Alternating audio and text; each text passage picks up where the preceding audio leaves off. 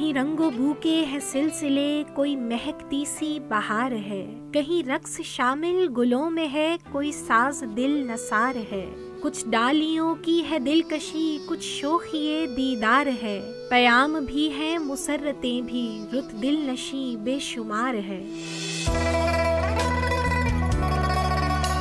रंग जैसे कल्ब को छूकर लहराने लगे और पंखड़ियों की जाल में उभरते तस्कीने रूह बने फूल डालियों पर मुस्कुराने लगे।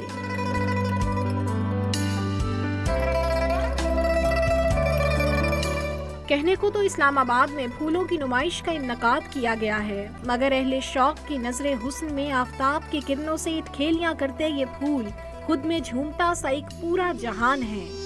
फूल देखकर, स्पेशली फॉल के सीजन में, अभी जहाँ पे फूल नहीं है दरख्तों पे, तो यहाँ पर आकर बहुत खुशी होती है। कहीं हल्के रंगों के फूलों में अमन का साज बजता मालूम हो रहा था, तो कहीं शोख रंगों की लय पर फिजा मस्त होकर डोल रही थी। वादिये हुस्न में रंगों का समा भी है, मुस्कुराते फूल हैं, खिलता सा जहां भी है, कलियां चटकती हैं यहाँ, चमन महकता भी है, हम और तुम भी है यहाँ, प्रीत की फिजा भी है।